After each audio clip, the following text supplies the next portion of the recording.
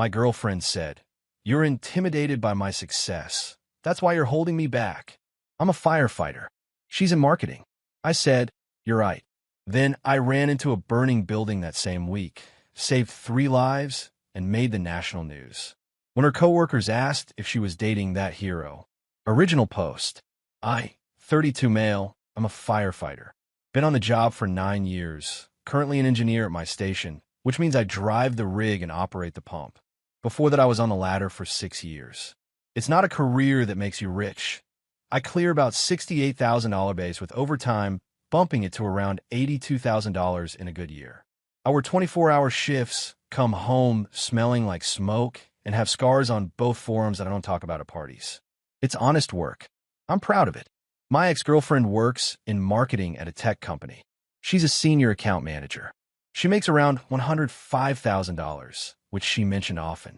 Not in a bragging way at first, more in an offhand, "Isn't it crazy I make this much" kind of way. But over time, the mentions started landing differently. Sharper, more comparative. We were together for 2 years. The first year was great. She thought the firefighter thing was attractive. She'd come to station barbecues, take photos with the rig, post them with captions like "my hero" with a fire emoji. She loved telling people at parties what I did. It was her favorite fun fact about our relationship.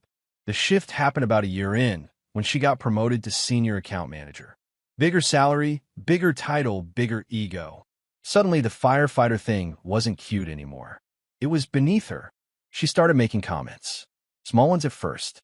You could go back to school. Get into something with more growth potential. My colleague's boyfriend just made partner at his firm. Isn't that amazing? I'm not saying there's anything wrong with what you do, but don't you ever want more? More. She said that word a lot. Like what I had wasn't enough. Like running into structures that are actively trying to kill me was somehow a lack of ambition. Then came the dinner party. She'd been invited to her VP's house for a small gathering. The kind where everyone brings a bottle of wine that costs more than my shift meal. She told me to wear a blazer and maybe don't bring up the firefighter stuff right away. I said, "What should I tell people I do?" She said, "Just say you're in public safety. It sounds more professional." I wore my normal button down. When someone at the dinner asked what I did, I said, "I'm a firefighter." My girlfriend's smile tightened so hard I'm surprised she didn't crack a molar. On the drive home, she went off. "Do you have any idea how that looked?" Every other person there was talking about acquisitions and product launches, and you're over there describing how fire spreads through ventilation systems. The host asked me. He was genuinely interested. He was being polite. He asked me 3 follow-up questions and showed me his home fire extinguisher setup. That's not the point. What's the point then? And that's when she hit me with it. The full version. The thing she'd been building toward for months. The point is that you're intimidated by my success, and that's why you're holding me back. I'm trying to build a life that reflects where I'm going, and you're stuck in a job that hasn't changed since you were 23. I need a partner who matches my ambition, not someone who's content to stay exactly where they are. I let that sit in the car for about 30 seconds. The silence was heavy. Then I said, "You're right." She blinked. "What?" "You're right. You need someone who matches your ambition. And I need someone who doesn't think saving lives is a conversation liability.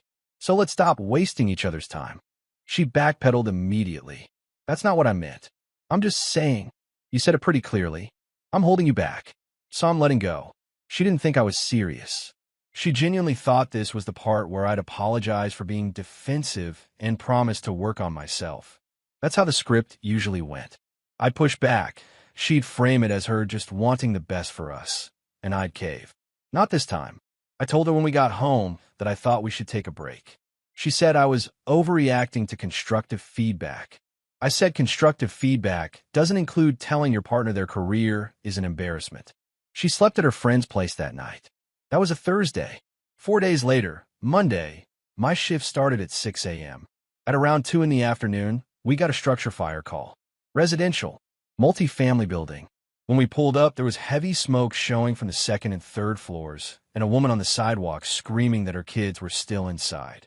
I'm not going to dramatize what happened next, because this isn't a movie and fire isn't glamorous. It's hot and dark and loud, and you can't see anything, and your mask fogs and your body is telling you to leave, and your training is telling you to go further. We made entry. My captain and I went up the interior stairs.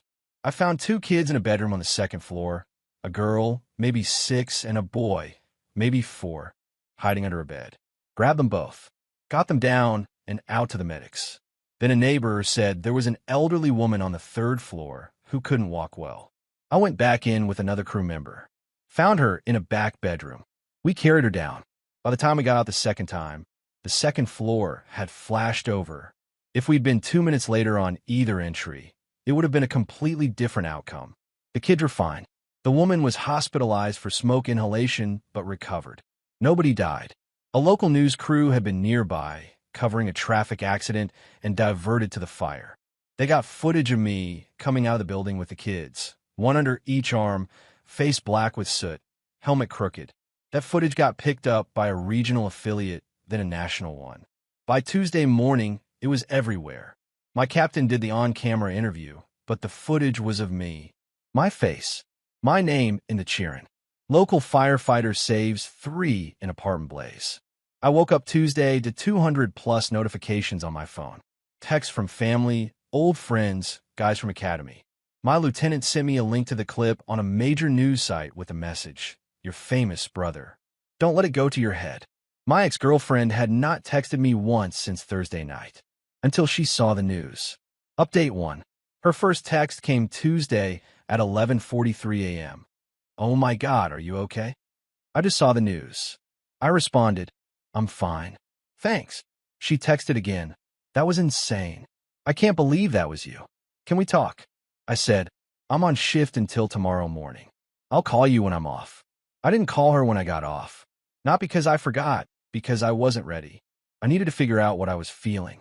The truth is, after the fire, I was on an adrenaline high for about 6 hours, and then I crashed hard. Sat in the locker room for 20 minutes, just staring at the wall.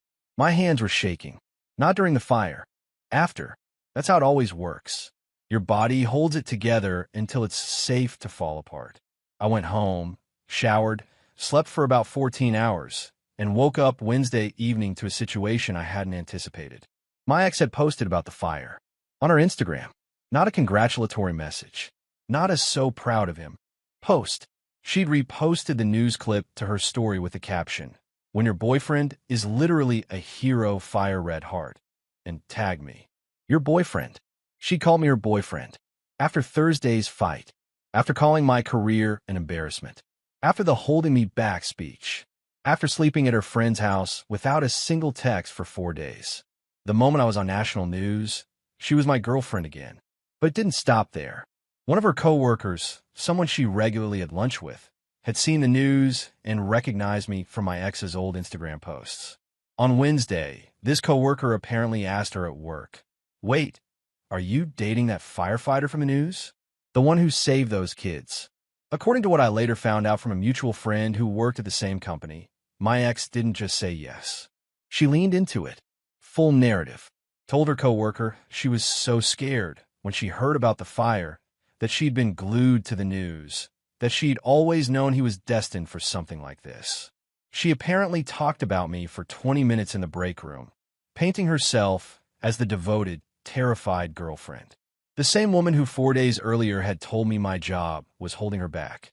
Her coworkers ate it up. She became the girl dating the hero.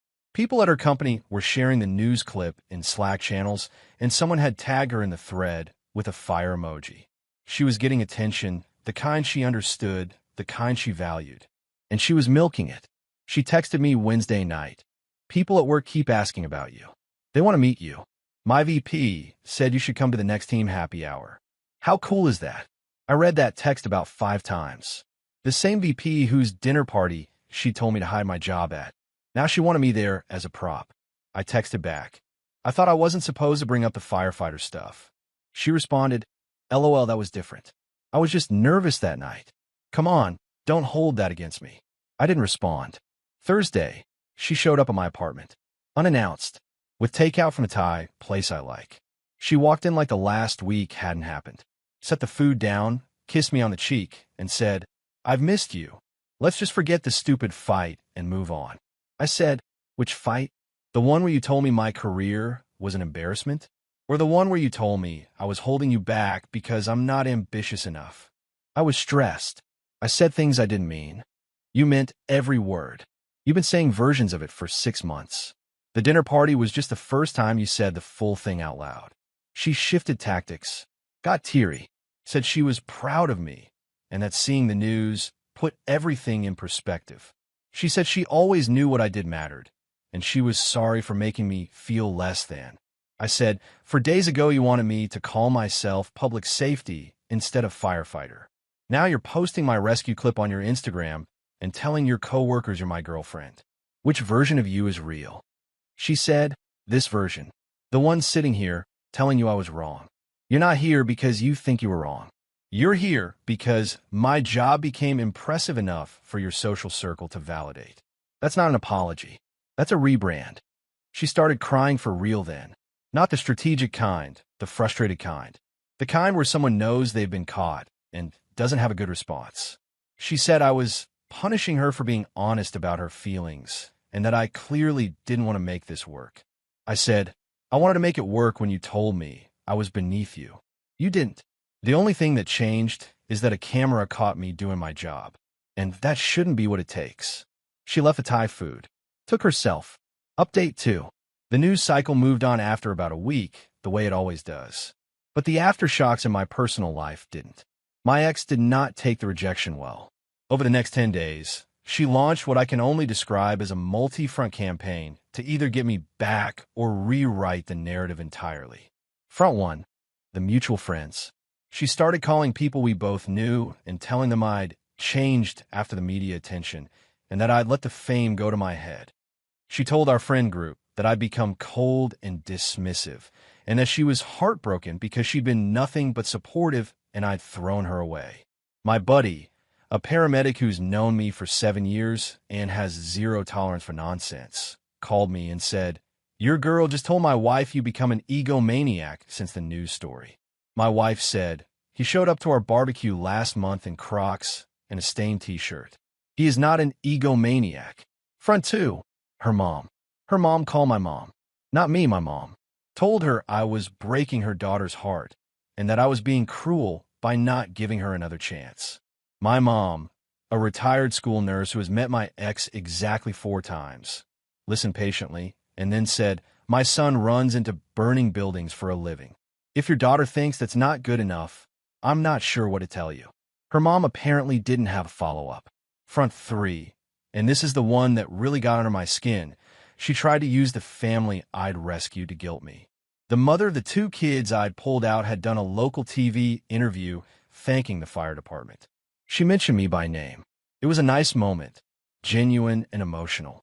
The clip circulated locally. My ex shared that clip on her Instagram stories with the caption, this is the man I love. I will always be his biggest supporter, no matter what. Red heart. She was using a woman's gratitude for her children being alive as content for her redemption arc. When I saw that, I felt something shift. Not anger exactly, more like clarity. The kind you get when you finally see the whole picture instead of just the parts someone's been showing you. I picked up the phone and called her. She answered on the first ring, probably thought I was coming around. I said, take down the post with the mother and her kids. What? What? Because those are real people who went through something real, and you're using them as props to perform a relationship that doesn't exist anymore. I'm not performing anything. I'm expressing how I feel. You're using a woman whose children almost died in a fire to make yourself look good on Instagram. Take it down. You can't tell me what to post. You're right. I can't. But I can tell you that if you keep posting about me, I'll make sure every person who asks knows the full story. The dinner party. The public safety comment. The holding me back speech. All of it. Silence. Long silence. You wouldn't. I don't want to. But I'm done watching you turn what happened into your personal brand. Those kids aren't content. That fire isn't content. And I'm not content. She took it down within the hour. But she wasn't finished. She changed tactics one more time. And this was the one I honestly didn't see coming. She reached out to a guy at my station. Not through official channels, through Instagram DMs. She found one of her newer guys, a probationary firefighter who'd been on the scene that day, and messaged him asking what really happened during the fire. She told him she was worried about my mental state and wanted to know if I'd been acting differently at work. The probie, to his credit, didn't engage. He screenshot the messages and brought them to our lieutenant. Our lieutenant brought them to me. He sat me down in his office and said, "Your ex is DMing our guys asking about you." That stops now. I told him I'd handle it. I texted her, "You contacted someone at my station. That's not okay. These are people I work with and trust with my life. If you reach out to anyone at my firehouse again, I'm filing for a restraining order. This is the last time I'm going to communicate with you about anything." She responded, "I was worried about you. But fine. If you want to shut out someone who actually cares about you, that's your loss." I didn't respond. I blocked her on everything. Phone, Instagram, Facebook, everything. Then I called my buddy the paramedic and said, "If she contacts you or your wife again, don't engage. Just let me know." He said, "Already done. My wife blocked her yesterday after she tried to get her to talk some sense into you." Update 3, final. It's been about 5 weeks since I blocked her. Here's where it all landed. Her reputation at work took a hit, not because of anything I did, but because of the timeline she couldn't hide. The coworkers she'd been performing for started comparing notes. The same coworker who'd first asked, "Are you dating that firefighter?" apparently went back and looked at my ex's older posts and noticed something. Every photo of us had been archived before the fire. All the My Hero posts from the first year of dating gone. The only posts involving me were the ones she'd put up after the news story broke. Somebody in her office mentioned it in passing, and the observation traveled. People started asking questions. Not confrontational ones, just the quiet, "Wait, didn't she say she was single at the holiday mixer?" kind. A few of her coworkers who'd been friendly started keeping their distance. Not dramatically, just the slow cooling that happens when people realize someone's been curating a version of reality that doesn't hold up. Her VP, the one who'd supposedly wanted to invite me to happy hour, apparently made a comment during a team meeting about authenticity in brand management that, based on the look he gave my ex, wasn't entirely about client work. She didn't mention me at the office again after that. The family I rescued. I want to address this because it matters. I visited the kids at the hospital the day after the fire, and the mom hugged me so hard my ribs hurt. The little girl drew me a picture of a fire truck. It's taped inside my locker at the station. The elderly woman's daughter sent a handwritten card to the firehouse. I read it in the locker room, and I won't lie, I had to sit down for a minute. Those moments are why I do this. Not the news coverage, not the notifications, the drawing on my locker. The news attention faded, which was fine by me. A reporter called the station about 2 weeks after the fire asking if I wanted to do a follow-up interview. I declined. My captain did a brief statement instead. "I'm not built for cameras. I'm built for the job." My ex made one final attempt to contact me about 3 weeks after I blocked her. She sent an email, found my personal email somehow. That was about 6 paragraphs long. I didn't read the whole thing, but I caught enough of the highlights. She said I'd changed. She said the media attention had revealed a side of me she didn't recognize. She said she mourned the man she fell in love with, the one who was apparently humble and grounded before all this. She said I'd let the praise go to my head, and that she hoped I'd find my way back to who I really was. Let me just underline that. The woman who told me my career was holding her back was now telling me the career was making me arrogant. When I was invisible, I wasn't enough. When I was visible, I was too much.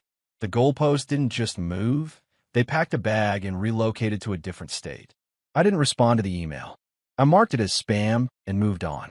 From the grapevine, because mutual friends still exist even when you don't want them to, I heard she started dating someone about 3 weeks later. A guy in fintech. She posted a photo with him within the first 2 weeks. Make of that what you will. Her mom still badmouths me to anyone who'll listen.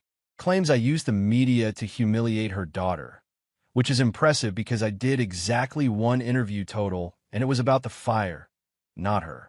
Her mom also apparently told people I was emotionally unavailable, which, fair enough. I became emotionally unavailable for her daughter specifically. I'm comfortable with that. The honest part, and I'm going to keep this short because I'm not great at this, is that what she said at that dinner party stuck with me longer than it should have. Not the holding me back stuff, the deeper thing underneath it. The idea that what I do isn't enough. That showing up, doing hard work, saving lives when the moment comes, that it doesn't count unless it comes with a title and a salary that impresses people at cocktail parties. I know that's wrong. I know in my bones. But hearing it from someone you love puts a crack in things, and cracks take time to close. My crew has been solid. The guys at the station don't talk about feelings much. That's not really how firehouses work, but they show up in their own ways. My captain pulled me aside after the whole ex-girlfriend situation and said, "You good?" I said, "Getting there." He said, "Good. Now go check the rig." That's firehouse therapy. I still drive the engine. I still work my 24s. I still come home smelling like smoke and eating cold leftovers at weird hours. The job hasn't changed. I haven't changed. The only thing that changed is I stopped letting someone make me feel small for doing something that matters. Last week, the little girl's mom brought cookies to the station. Homemade. Chocolate chip. The girl had written on the box in crayon, "Thank you for saving us. You are brave." I put that box lid in my locker next to the drawing. Some people need a VP's dinner party to feel validated. I've got a crayon note and a locker full of proof that what I do matters. That's enough for me. It always was.